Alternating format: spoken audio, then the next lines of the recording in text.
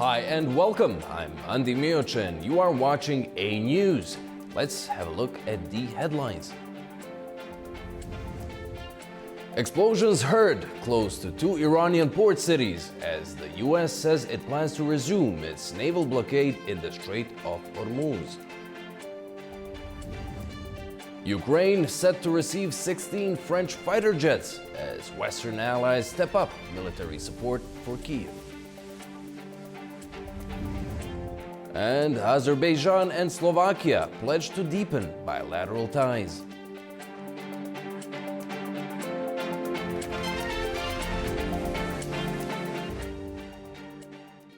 Thank you for tuning in. Explosions have been heard near two Iranian port cities as fighting continues in the Strait of Hormuz.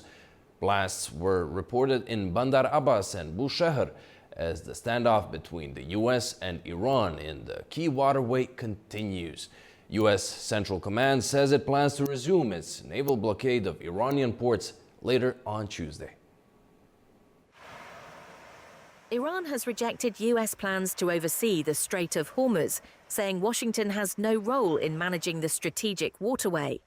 In a statement on Monday, military spokesperson Ibrahim Zolfikar warned that any attempt by US forces to direct shipping without Tehran's approval would be met with force. We will under no circumstances allow the United States to interfere in the management of the Strait of Hormuz. The armed forces of the Islamic Republic of Iran will deal forcefully with any disruption to the passage of commercial vessels and oil tankers outside the route designated by Iran. Later, Iranian Foreign Minister Abbas Araghchi said Tehran would remain the guardian of the Strait of Hormuz forever, rejecting President Donald Trump's proposal that the United States should oversee the waterway and charge Gulf countries for its protection. Hours later, Trump said US forces had begun fresh strikes against Iranian capabilities linked to the strait and that Washington was restoring the blockade. He also said a negotiated settlement with Tehran remained possible. We have numbers that we haven't had in years, and we're hitting them very hard, and it'll continue, and we'll see what happens. But we're knocking out all of their offensive capability, and we're controlling the straits. We're putting the blockade back. And it's a blockade not for anybody but Iran. In other words, anybody doing business with Iran can't go through. Everyone else will be able to go through. The latest escalation continued with the US military carrying out a third consecutive night of strikes. Iran reported attacks on several locations and said it had targeted US military assets in the region. Tankers also came under attack in the Strait of Hormuz, while Bahrain reported intercepting Iranian aerial attacks. The new round of retaliatory encounters between Iranian and US forces at the Strait of Hormuz is sparking regional concern. Tehran warns it will stop fulfilling its commitments under the ceasefire deal if Washington keeps violating the agreement. A News' Turaj Shiralilu has the latest from Tehran.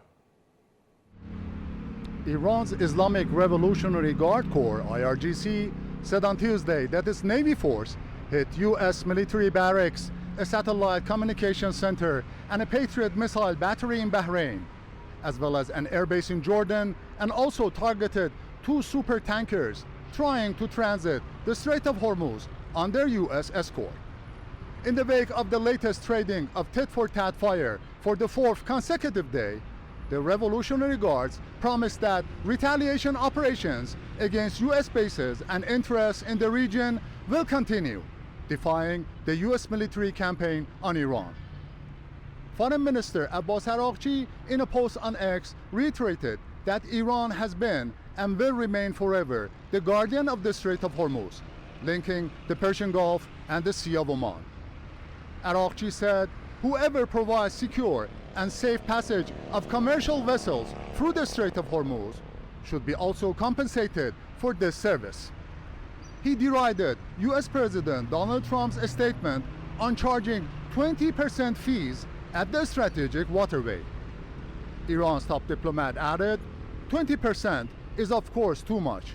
We will be fair. Also in a phone call with his Cypriot counterpart, Konstantinos Kombos, Araghchi blamed the U.S. for what he called criminal and provocative actions in the strait for jeopardizing regional peace and security.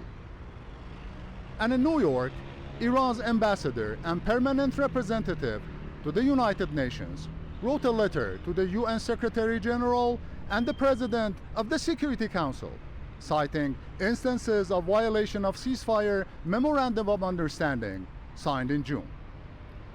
Amir Saidi Ravani said that almost immediately after signing of the MOU and continuing to the present day, the United States has not only failed to honor its commitments, but has also actively and systematically undermined the very foundations of the Memorandum of Understanding.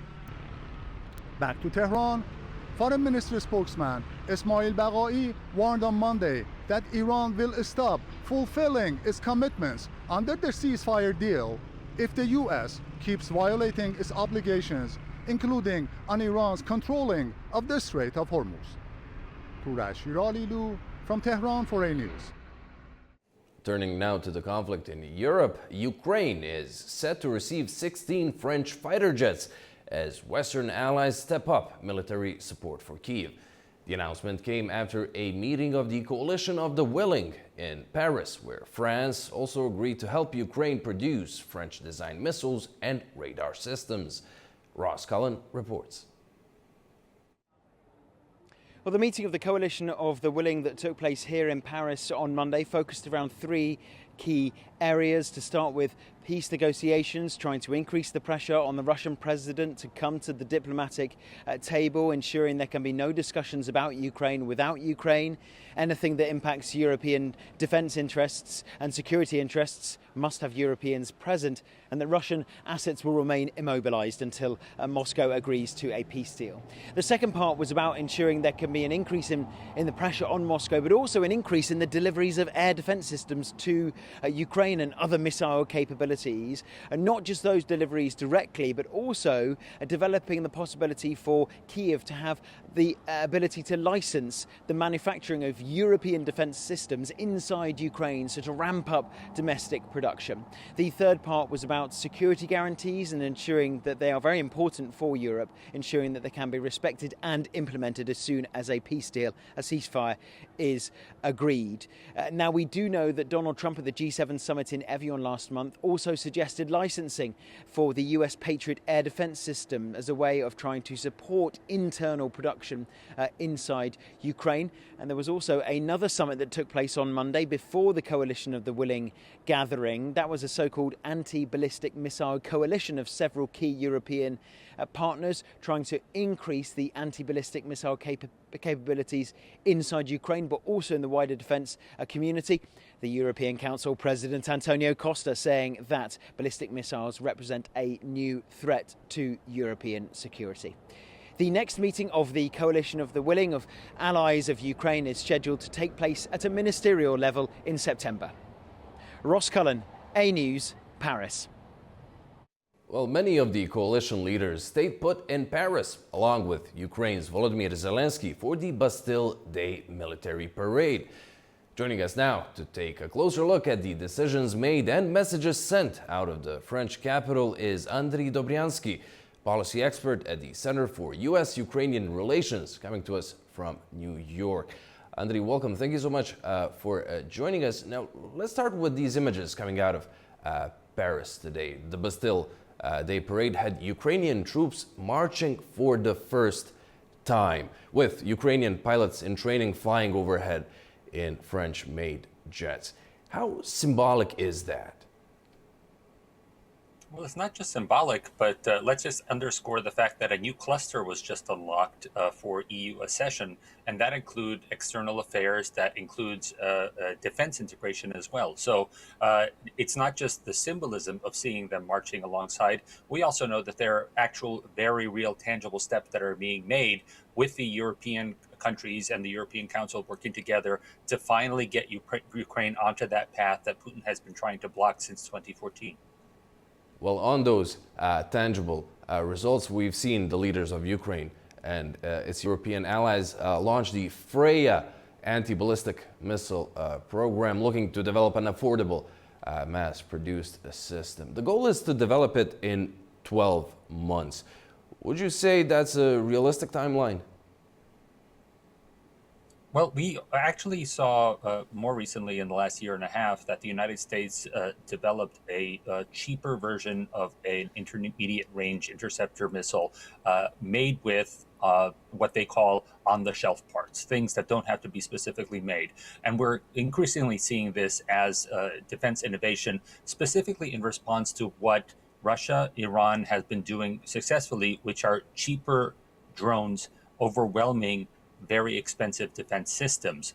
When Ukraine's advisors came to the Middle East, one of the things they realized was that Patriots were being used at an enormous rate to intercept things that are cost just a few thousand to manufacture, and that's really something that needs to be countered.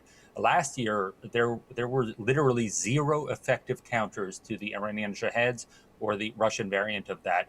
And today, Ukraine is producing at scale these interceptor drones that now can be exported to many of our partners, and that will be hopefully added to by the Patriot missiles that Ukraine has the license to, as well as these Scalp interceptor missiles that France gave the license to. Well, there are many complementary lanes for Kiev right now. You've mentioned the opening of a new cluster in its EU accession process.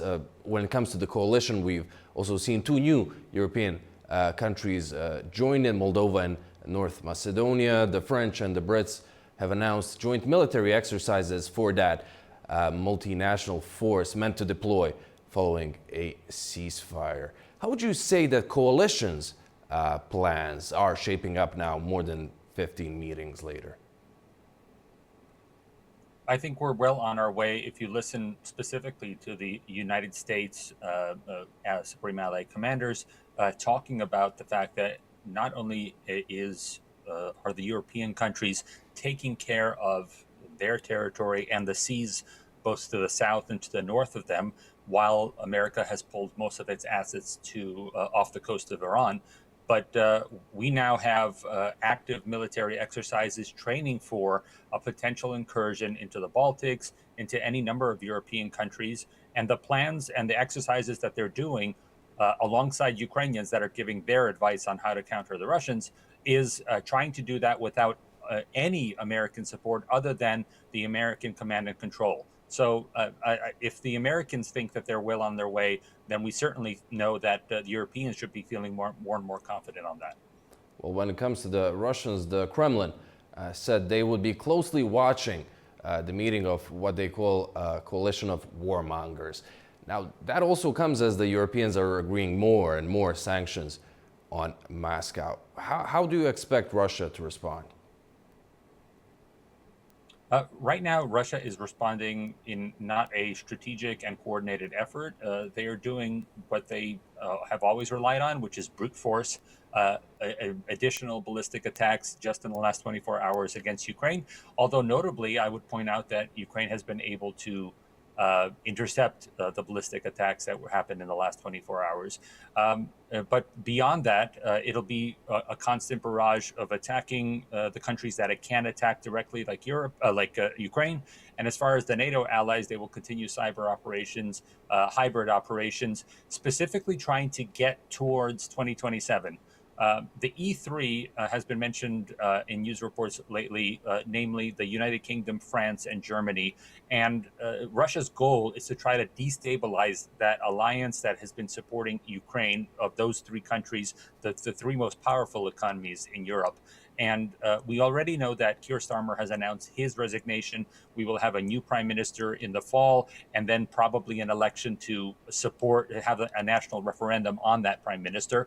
We know that the Germans will have a presidential election in January, and then President Macron will wrap up his terms as president, and there will be a national election in France as well. If Russia can survive this year, they are hoping that their election manipulation will at least disrupt one of those countries with a radical counterculture, whether it's Le Pen in France, whether it's AfD in Germany, or Reform in the UK. If they can disrupt that alliance that has been backing Ukraine, that's their goal, to live on until 2027 and then use your disinformation and election disruption.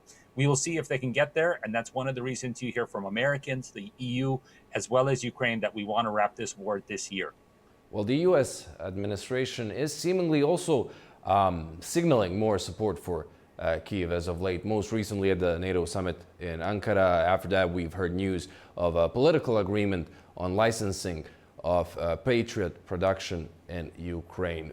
Would you say there's been a genuine change on both sides of the Atlantic regarding the war? I believe what's happening in the United States is they are actually, specifically Donald Trump, is frustrated about what has happened in Iran and the war against Iran. Given that, he has turned his attention to members of administration that can actually accomplish things. So instead of leaning on Steve Witkoff, Jared Kushner, the vice president, people who were sent to Iran to fix this problem for President Trump and were not able to do that, he is leaning back towards the CIA or Marco Rubio, people who have been in government for a long time. And they are telling him, as the former Senator Lindsey Graham would constantly tell him, that Ukraine is actually winning and you should get on the side of a winning horse now. Words of victory has several options. Add to this would be the law in the name of the former Senator Lindsey Graham, that there is sanctions power for the United States. And added to that, he also has President Trump has also $400 million allocated of military aid that he can deliver to Ukraine at any plenty of additional pressure that the president can do right now, or when it strikes, to increase the pressure and tighten the noose around Moscow to finally force Putin to a negotiating table. Well, Andriy, thank you so much for joining us here at A News and providing us with your analysis. Thank you so much. Okay, after the break, we'll examine how the Shusha Forum addressed journalism's changing role. We'll be right back.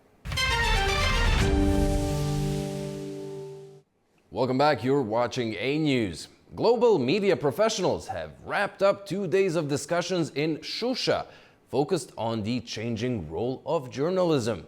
Ilknur Seydamirova has the details. The fourth Shusha Global Media Forum has concluded in Shusha. It brought together nearly 160 media representatives, policymakers and experts from 53 countries. The final day began with welcome remarks from Hikmet Hacıyev, the assistant to the president of Azerbaijan. Participants joined a series of panel discussions, one-on-one conversation and side events. Among the key sessions was peace building and public discourse through the media lens, which explored how the media can foster dialogue and support conflict prevention, and the impacts of disinformation on peace, coordinated media responses, which examined the need for international cooperation in tackling false narratives.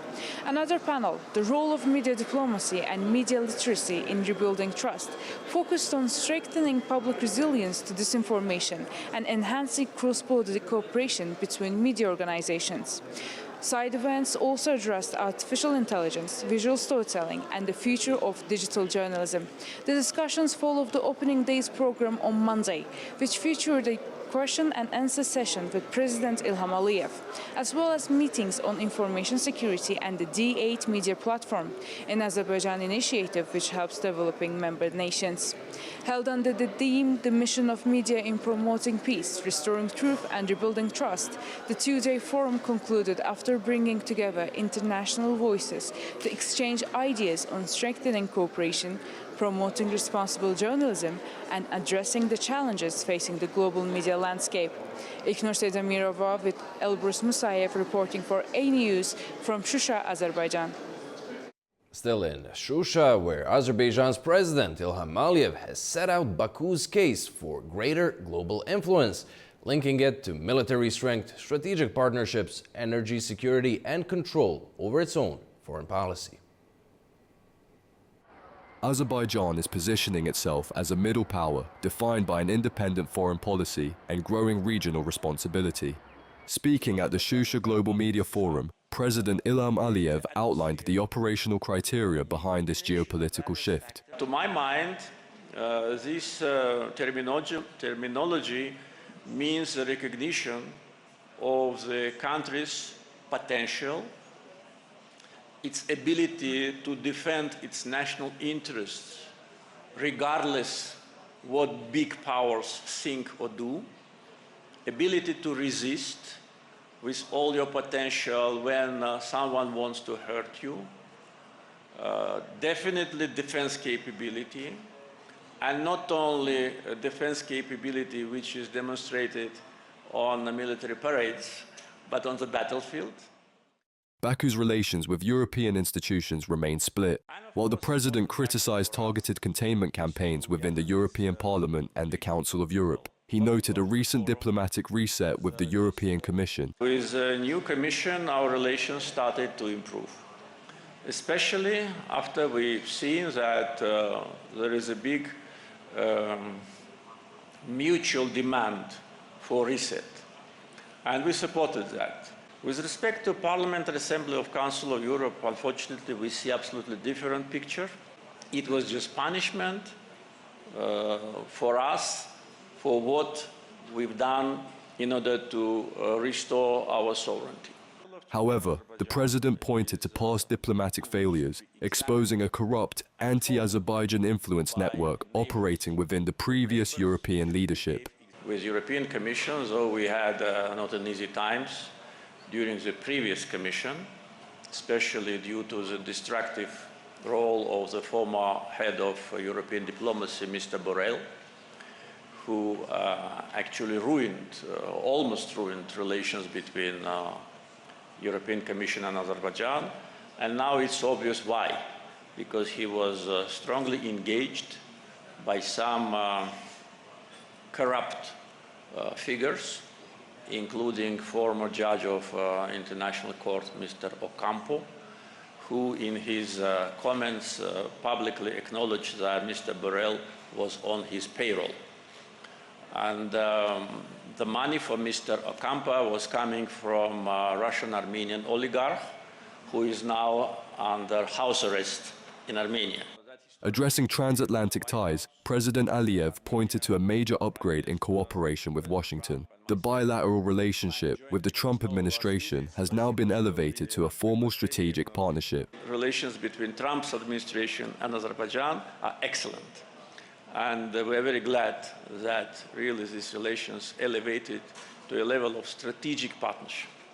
And today we are working actively to implement all the provisions of the Strategic Partnership Declaration. Energy security continues to anchor Azerbaijan's economic influence. Baku has expanded its natural gas deliveries to 16 countries, positioning itself as a critical and predictable alternative source for European markets. Yes, we supply gas to 16 countries by pipelines, and we are #1 in the world with this geography of supplying by pipeline gas. And in today's energy market situation, the gas from a reliable source from Azerbaijan, predictable source, and alternative source is more important than probably 10 years ago. On the global stage, Azerbaijan is actively expanding transit infrastructure. Joint initiatives with China and Central Asian nations are accelerating cargo volumes directly along the Middle Corridor. As for the Middle Corridor, cargo volumes from China transiting through Azerbaijan, as well as cargo destined for Azerbaijan, continue to grow. Central Asia and Azerbaijan are uniting into a single economic and political space. At the same time, this holds immense significance for the implementation of connectivity, transport and logistics projects. Amid rising geopolitical rivalries, Baku is prioritizing regional alliances to protect its strategic sovereignty. Moving forward, the focus remains on bolstering self-reliant defense capabilities and safeguarding national stability against external pressures. Now, we first prepared the following report several weeks ago, but following the Azerbaijani president's latest remarks, here's a reminder of the allegations involving former ICC prosecutor Luis Moreno Ocampo, alleged lobbying networks, and claims of political influence within European institutions. European institutions are facing fresh allegations of political influence and lobbying linked to a high-profile corruption and interference claim. Azerbaijani outlet Minval Politika reports that it has obtained video material involving former International Criminal Court prosecutor Luis Moreno Ocampo and his son Thomas. According to the publication, the recordings allegedly show discussions about influencing European decision-making, coordinating political pressure, and targeting Armenian Prime Minister Nikol Pashinyan. Si yo tengo una compañía que estas cosas reducimos costos, porque tenemos, por ejemplo, yo hoy tengo contratado un tipo muy piola que fue miembro del Parlamento Europeo, fue el asesor legal de Borrell. el comisionado Borrell, ¿no? de Borrell. Entonces, y ese tipo me está operando el Parlamento Europeo. Yo, desde el Parlamento Europeo, puedo cuestionar y dirigirle preguntas y apretar a la comisionada von der Leyen y entrar en la política europea. Y también, es más, ahora me está circulando una cosa que yo no conocía, nuevísima, que es un juicio ante un tribunal de justicia europeo para obligar a la Comisión a que cancele contratos con Azerbaiyán. Porque hay una cláusula que exige que Azerbaiyán cumpla con los derechos humanos, que no la está cumpliendo. Entonces, estoy abriendo ahí un espacio nuevo para mí, que es... Entonces, ¿y por qué es importante? La Unión Europea es importante ahora porque como está Trump ya abriendo camino, nos metemos ahí en un camino ya trabajado y le metemos más presión y yo lo hago eso en combinación con los armenios que hacen lobby en Estados Unidos. Entonces nos metemos ahí y empujamos una cosa que está más factible, no que tengo que abrir la pared. La puerta abierta, empujemos la puerta. No, nosotros fue orquestar gente,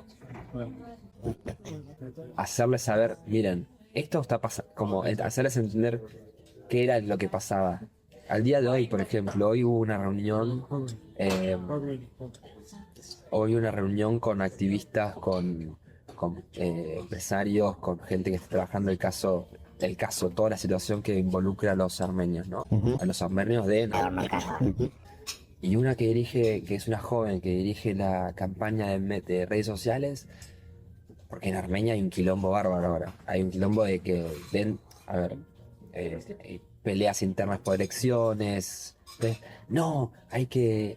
nosotros tenemos que lograr que remuevan a Pashinyan, al primer ministro. Tenemos que sacarlo. These recordings reveal that Ocampo has acted as a paid lobbyist connected to Armenian political interests, and that he has used networks within European institutions to shape policy discussions, including positions affecting Azerbaijan. It also alleges coordination with lobbying groups in the United States, and suggests that human rights narratives are being used as a political tool. The article describes these activities as potential interference in regional political processes and calls for investigations by European and Belgian authorities into possible corruption or undue influence within EU institutions. At the same time, the authenticity of the materials and the broader context of the allegations remain unverified by independent sources. European institutions have not publicly responded to these claims so far. Let's now turn back to our Shusha Global Media Forum story, and joining us from Baku to take a closer look at the event and what we've seen is Vasif Huseynov, Head of Department at the Center for Analysis of International Relations. Vasif, welcome. Thanks for joining us on A News. Now, representatives from some 53 countries attended this year's forum. What does that tell us about Shusha's growing place on the international stage? Indeed, the Shusha Global Media Forum was an event where 160 participants from more than 50 countries attended. And it is already fourth forum, and according to the some numbers recently announced, already more than 600 media representatives around the world have participated in Shusha media forums over the past 4 years. So it indeed shows that this forum has become very much interesting platform for media representatives to discuss the issues, the problems of the media in present day, as well as to discuss some solutions and opportunities. And what it means for the role of Shah in general, as you put in the question, as a place in Azerbaijan's foreign policy, in Azerbaijan's international outreach in general. I would relate it with two particular reasons. On the one hand, over the past 6 years since the liberation of Shah from the Armenian occupation, we have seen lots of people from different countries who expressed interest in visiting Karabakh, in visiting Shah, to see what kind of place it is that has been on the international media over the past years. Even President Donald Trump of the United States organized a meeting between leaders of Azerbaijan and Armenia on a conflict that's related with Karabakh, with Shah. That's one of the reasons why it is very much interesting for people from different countries to visit Karabakh, to see Shah, and to learn about its history. Another very important reason behind growing importance of Shah is that it is in the interest of Azerbaijan. It is one of the foreign policy priorities of Azerbaijan to show what happened to the Karabakh region, to the formerly occupied territories over the past 3 decades when the region was under occupation. All this destruction. Vasif, sorry to interrupt there. You mentioned that a lot of issues have been discussed in Shusha, but the central theme at this 4th edition was restoring truth and rebuilding trust. Why would you say those issues in particular have become so closely connected to international security and diplomacy? Lack of trust indeed is a very big problem in present international relations. We have seen lots of agreements over the past several months reached between different countries and violated next day, next week. And it indeed undermines stability of international relations. Countries and politicians, diplomats cannot trust each other anymore. And many people, many countries, many policymakers do not keep their promises anymore. And it creates very big problem for international relations. That's the reason why it's very much telling why the 4th Global Shah Media Forum has brought this issue to the agenda. Because it was primarily one of the biggest problems why the present-day international relations deteriorated so much. Another very important reason behind this lack of trust in international relations is the fact that the conflicts of our region over the past years have suffered a lot from lack of trust, from lack of confidence building measures, lack of confidence in interstate relations. Today we are building peace. We are trying to build peace, reconciliation between Armenia and Azerbaijan. Without trust, without confidence between two nations, it is not going to be possible to reach lasting and sustainable peace. That's the reason why it's indeed very much important to promote trust and truth in international relations. And one of the discussions the Media Forum is trying to do. Centered exactly on that, on media's role in peace building. When you look at the region of the South Caucasus, how much influence can reporting and public discourse have on the prospects of establishing and maintaining lasting regional stability? Yeah, indeed, from the perspective of international relations theories, the media is playing a very important role in changing dynamics and building peace in the post-conflict zones. And particularly discourse theory, talking academically, is telling a lot, is offering a lot to see how media can actually contribute to change narratives, to overcome hatred between formerly conflicting nations. And that's the reason why the importance of media in those dynamics cannot be underestimated. In the South Caucasus, between Armenia and Azerbaijan, we observe how much media can actually contribute to the efforts of the governments to build peace, to promote reconciliation. President Ilham Aliyev, during his speech at Global Social Media Forum, talked about the atrocities Armenia committed against Azerbaijani people. All this destruction happened in Karabakh region. Of course, Azerbaijani people can never forget it, but at the same time, it is very important to try to make efforts to build peace between two nations. And the role of media for this purpose, towards this purpose, cannot be underestimated. It's playing a very important role to change narratives, to promote peace and peaceful messages between the two peoples. And Vasif, there's always the danger of disinformation spreading. That was also one of the main themes tackled in Shusha. What narratives would you say currently pose the greatest challenge to Azerbaijan, and how effectively are they being countered on the international stage? Azerbaijan has suffered a lot from disinformation campaigns against our country over the past 3 decades since the independence, post-Soviet independence of Azerbaijan. President Aliyev, again during his speech at Global Media Forum, talked about 907 Amendment to Freedom Support Act, which was adopted in the United States in 1992. That amendment presented Azerbaijan as a country that puts Armenia into blockade, that creates security problems to Armenia. But in fact, in 1992, when this amendment was adopted, it was Azerbaijan that was subject to aggression, to occupation. The Khojalı genocide was committed exactly in 1992 when 907 amendment was adopted by the US Congress. It was a sanction against Azerbaijan.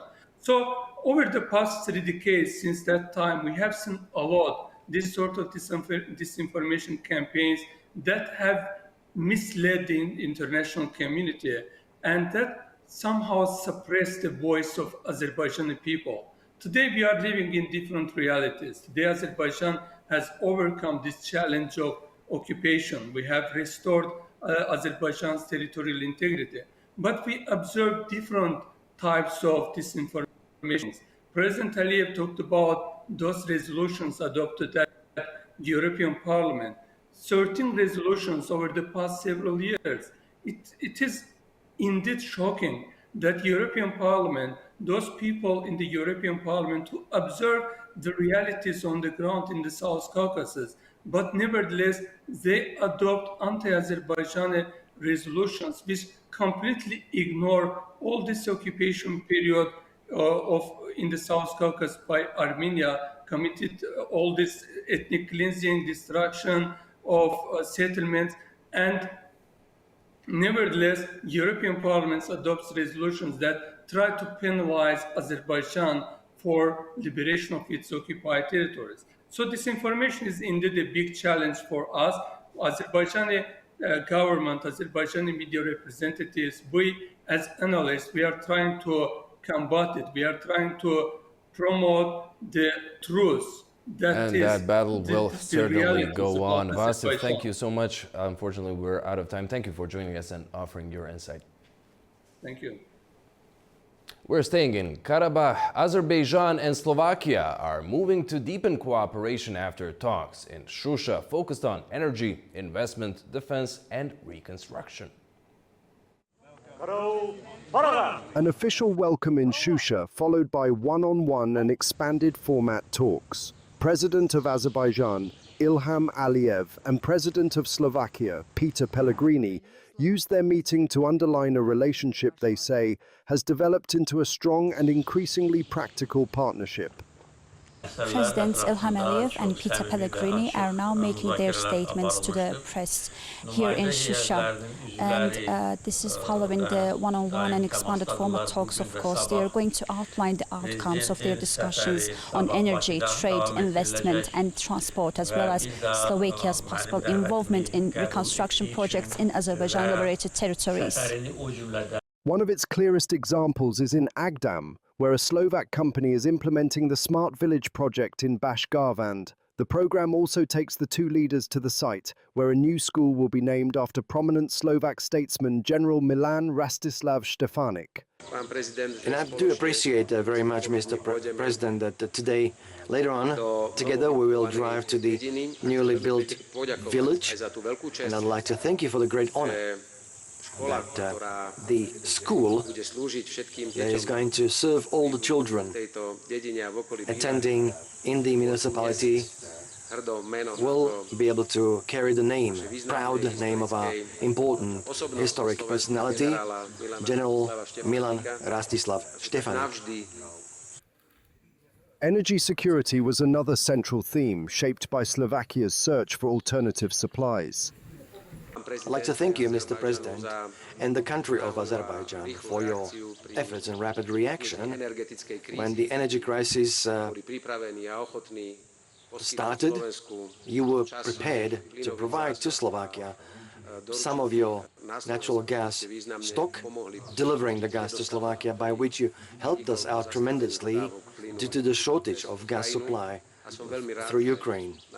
Security and defense cooperation is also expanding. Slovakia's embassy in Baku is set to remain NATO's contact point embassy in 2027 and 2028, while the first results of bilateral defense industry agreements are expected to be presented in Baku this September. Among issues that we've covered, of course, there were some traditional ones: economic and trade relations, energy cooperation, military defense cooperation, and other priority areas. All of those issues, we've had a very open and sincere dialogue on those matters. Members of the delegation are in constant contact. On the economic front, Pellegrini called for more joint production, technology transfer, and mutually beneficial investment. An Azerbaijan-Slovakia business forum is scheduled to open in Baku on Wednesday, while direct flights between Bratislava and Baku are due to begin later this year. And also for businesses. I'm glad that a part of my visit in Azerbaijan is also a major business delegation, and that Madam Minister of Economy, together with Minister of her counterpart, tomorrow they are opening yet another Slovak-Azerbaijani business forum that will put together Slovak and Azerbaijani companies who hopefully will find additional opportunities for mutual cooperation. Even within our idea, or the symbol we are pursuing together with Mr. President, that our relations should not only be built on unilateral business of someone selling something to the other. On the contrary, we have the idea of as many projects as possible to be joint, so that we jointly can operate where it's mutually beneficial. Beyond bilateral cooperation, the Slovak president praised Azerbaijan's emphasis on diplomacy and described the country as both a key regional partner and an important transport hub connecting East and West. And now for a bit more on the Azerbaijani-Slovak cooperation in the reconstruction of Agdam. During a visit to Bashgarvan village, the two presidents reviewed development projects and unveiled a new education initiative. Presidents Ilham Aliyev and Peter Pellegrini laid the foundation stone of the Milan Rastislav Štefanik Secondary School, which is designed for 840 students. The school is set to include science laboratories, a library, sports facilities, and solar panels. Slovak companies are participating in the reconstruction of Bashgarvan, while the school is being built as a gift from Slovakia. Still with the ties of the two countries, Baku and Bratislava are looking to expand their strategic cooperation beyond energy security to accelerate regional integration. Slovak companies are aiming to play an active role in rebuilding efforts while positioning the European nation as a key corridor for Azerbaijan's transit networks. In Slovakia, we face a difficult situation after the REPowerEU regulation entered into force. we have to find alternative routes and alternative sources of gas for our region. And Azerbaijan has been a very stable partner in this regard, so we want to discuss this issue. So enhance our energy security definitely and have alternatives for replacing Russian gas, which of course is objective of the European Union these days. Then we want to discuss further investments. How can our companies, Slovak companies, invest in the region? Definitely in this region, which is very important after the liberation. We can enhance cooperation in the construction sector, of course, rebuilding the cities. And of course, in transport, we have some objectives as well, because we can be a good part of the middle corridor, which Azerbaijan plans to build on. We have terminals in East Slovakia, and then we have important port of Bratislava, so we can enhance this transport route as well, so in this regard. Okay, let's now go for a short break, and when we return, we'll take a look at Turkey's booming defense industry as its new unmanned fighter aircraft takes flight. Don't go away. Welcome back, you're watching A News. Turkey's new unmanned fighter aircraft has successfully completed its first live fire test using a domestically developed supersonic missile. The development marks another step forward in Ankara's efforts to expand its aerospace and defense capabilities. Adam Morrow has more on that in Istanbul. Turkey's first unmanned fighter aircraft, the Bayraktar Kızılelma, has successfully completed its first live-fire test using Roketsan's domestically developed Jet 230 air-to-surface supersonic missile. According to developer Baykar, the aircraft struck its target from a distance of more than 120 kilometers in a test carried out over the Black Sea.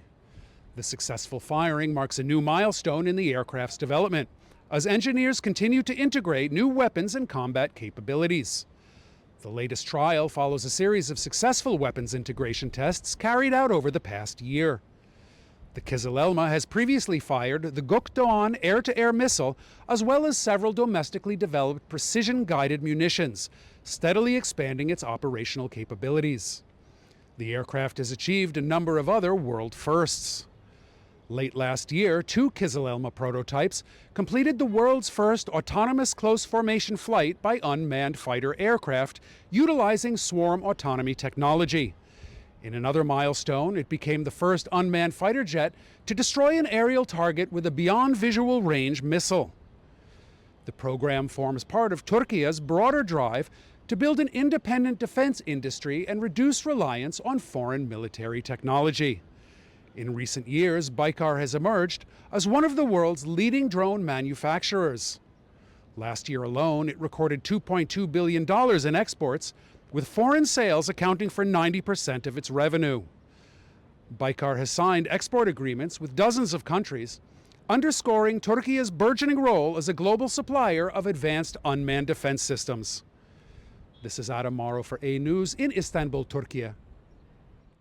Over in Italy, Lebanese and Israeli delegations arrived at the U.S. Embassy in Rome on Tuesday to resume talks, with Beirut hoping for progress towards securing an Israeli withdrawal from southern Lebanon under a U.S. brokered deal. U.S.-led diplomacy has emerged since Hezbollah and Israel returned to war on March 2nd amid the wider regional conflict. Diplomacy moved forward despite strong objections from the Iran-backed group, which believes only Iranian pressure on Washington can secure an end to the war and Israeli withdrawal.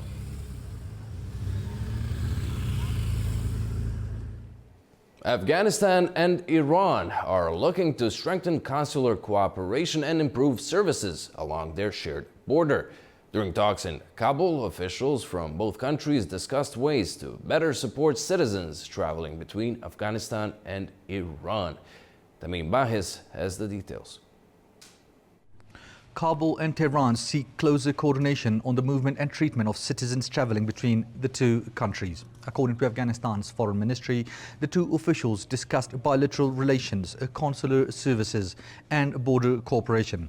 Amir Khan Muttaqi said relations between Afghanistan and Iran were growing and stressed that consular services should be made easier, faster and brought into line with accepted standards. Iran's Deputy Foreign Minister Wahid Jalalzadeh also described consular coordination as important and expressed hope that continuing talks would improve the management of consular affairs and expand services for citizens of both countries. No specific agreement or timetable was announced. Afghanistan and Iran share a roughly 950-kilometer border where relations have at times been strained by disputes over Helmand River water rights, migration, informal crossings and border demarcation. Tensions have occasionally turned violent, including a deadly exchange of fire between border forces in May 2023, although both sides later called for calm. For now, both governments are presenting dialogue and closer administrative cooperation as the way forward. Tamim Bahis in Kabul, A News. Well, that's all we have for you for now. Thank you so much for watching and stay tuned to A News.